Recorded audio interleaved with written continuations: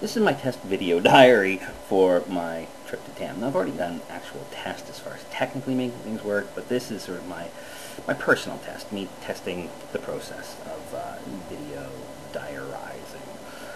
This is probably the only one I'm going to actually do here at home, and that probably means, unless I can get my laptop working better or use one of the other cameras that I'm going to have with me, which is possible, but it's going to be a lot of work if I do that.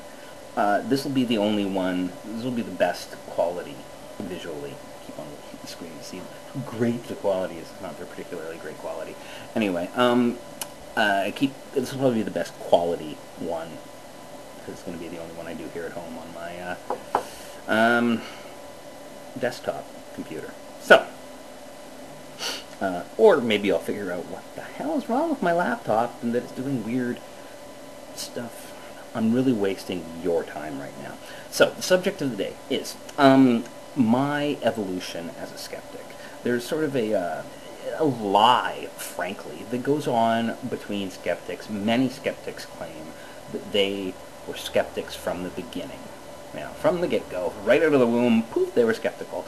And I do not believe that. I simply do not believe that. There are some very prominent skeptics who claim that, and I simply don't take it. I don't believe it's true. I don't believe it's even possible. I think that it's quite likely that somebody might get steered down that path very early on, so for all practical purposes, they were skeptical pretty much all their life, and in many ways, that's who I am. And that's part of why I'm so skeptical about these guys who claim that they've been skeptics from birth.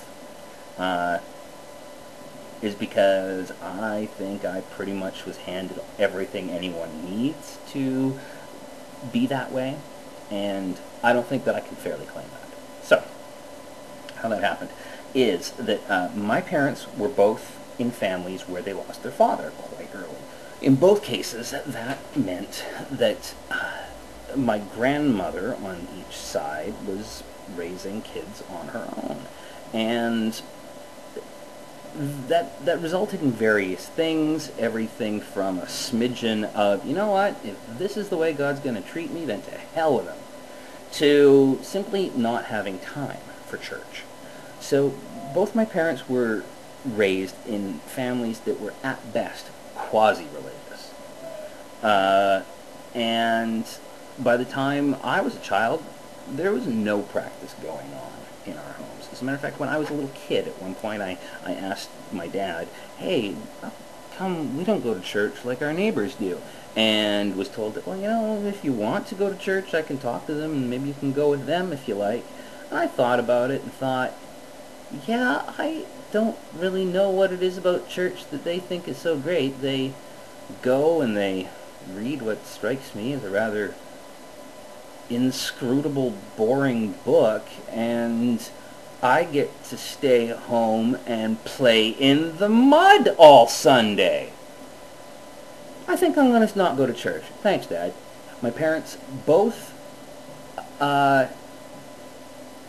a point of asking really good questions of me as I was growing up. Little things like, you know, gee, why do you think that way?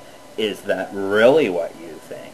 And getting me to question the way I was thinking about things. And I was really raised very much on a question everything kind of mindset, but not that crappy collegiate, you know, question everything bullshit that results in people being 9/11 truthers and denying the value of big pharma.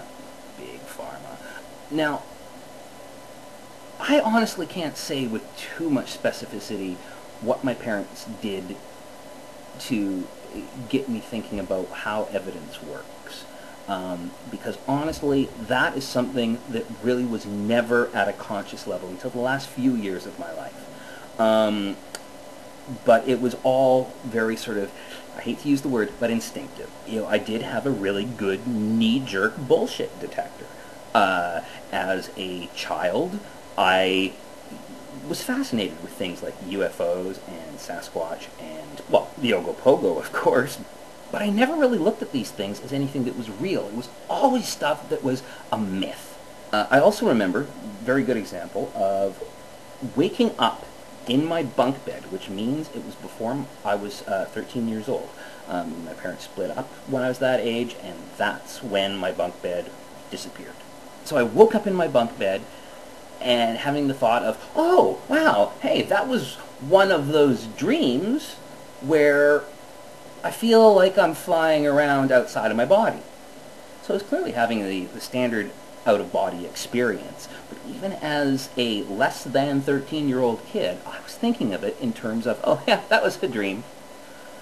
So if there's a failure to all of this, it's that because of the sort of the natural way in which I sort of developed this skepticism, when I began to find out that the rest of the world were a bunch of nutters, it was kind of alienating. And the other part of it is that I never really got to hone any of the real important skeptical skills. Formal use of evidence, logical fallacies, this sort of thing. So I just kind of shut down in a lot of ways as far as my intellectual worldview went. I just kind of kept it to myself and shook my head when people said stupid shit. And then a couple years ago, I got a new iPod, and for some reason, my first iPod, I had never used iTunes Store before. I don't know why, I just hadn't. So I started checking out podcasts. One of the first podcasts I downloaded was definitely the first one I listened to, was in the Science and Technology column category, Skeptic's Guide to the Universe. I was amused by the name. So I downloaded Skeptic's Guide and listened to it, and I recognized, I'm one of the many people who says this, that, oh my God, there are other people in the world who think the same way I do. And I had no idea that that's what it was until I listened to that podcast. And I was hooked in just a couple, I mean, even in those early podcasts where they were still kind of figuring things out themselves, I was hooked very early on. I was hooked enough to keep on listening in any case. Yeah. Anyway, so yeah, this is my first TAM that I'm going to now. I wanted to go last year, but it didn't work out. I've certainly enjoyed going to Skeptics in the Pub, which I've been going to for about a year here in Vancouver, and I was one of the speakers at our first Skeptic Camp. Even looking at my film about the Ogopogo, there are quite a number of moments in it where, even though when it was written, I didn't have a formalized set of skeptical tools, and I'm still working on them. It has not been long in my life that I've had that vocabulary to work with. It was there. It was still there in between the cracks, and I see it all the time. I watch it and go, oh, yeah, look what I didn't know what I was saying, but I certainly got it right. I'm, without giving anything away, no spoilers here. But I should add, in closing, that my instinctive skepticism was hardly foolproof. There's no doubt that there were a number of sacred cows that I was surprised by, whether it was by, oh, chiropractic medicine has a tendency to be complete bunk. Of course, the big one, echinacea. I believed echinacea right up well past me beginning to listen to the SGU, and then exploring things, I of course discovered that it was bullshit.